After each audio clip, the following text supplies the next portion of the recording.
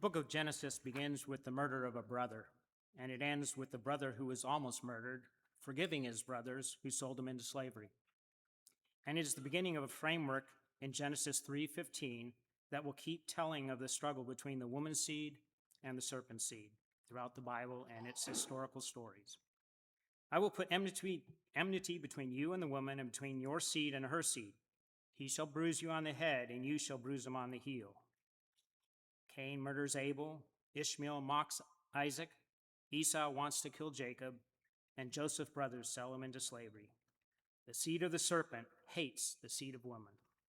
Because of that, each Bible story contains some key elements of this struggle. The sovereign Lord has so orchestrated history that there are real similarities between the persons, events, or institutions under consideration. The biblical authors notice the significance of the similarities ordained by God. Typology is also author-intended historical correspondence and escalation in significance between persons, events, and institutions across the Bible's redemptive history story.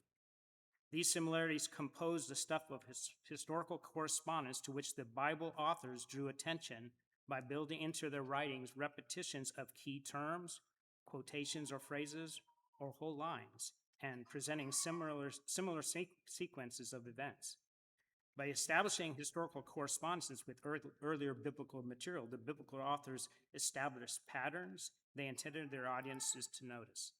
When each of the biblical authors make installments in these patterns, they are presenting escalations in significance. The significance may not have been fully understood when they were writing them, but because the patterns repeat, inspired prophets begin to search and inquire what person or time the Spirit of Christ in them was indicating. 1 Peter 1:10 and 11. To simplify this concept, I will use an illustration to describe it. Imagine with me that the Bible story of Joseph is like a sheet, and that sheet is then draped over a God-built scaffolding. The scaffolding is not the whole story of Joseph, but just the key elements of the story that touch the sheet where it is holding it up. Now, if you were to take the Joseph story sheet and drape it over the scaffolding, and then take David's story sheet and drape it over the Joseph story sheet, the points of contact with the scaffolding would not only be key elements of the story, but also key elements that both stories have in common. This would be God-ordained typology.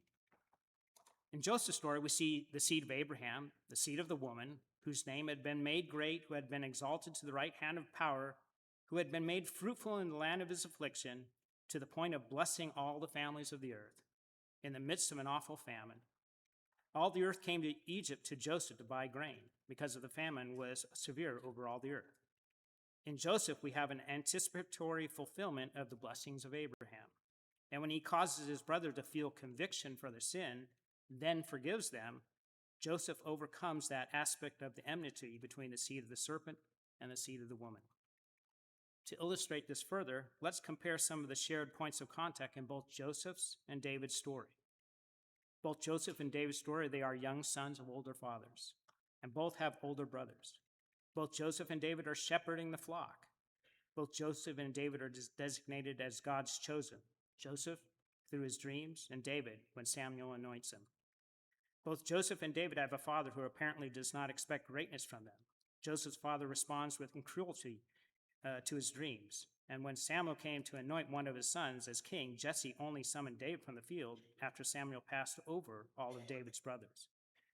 Both Joseph and David are described as handsome. Joseph's brother put him in a pit and sells him into slavery, and David's brother answers him with harshly. Both Joseph and David meet opposition from their brothers, succeed, face more affliction, and ultimately prevail as God's deliverer for his people. Once Joseph's brothers sell him in slavery in Egypt, Joseph succeeds in Potiphar's house, and Potiphar entrusts everything to him.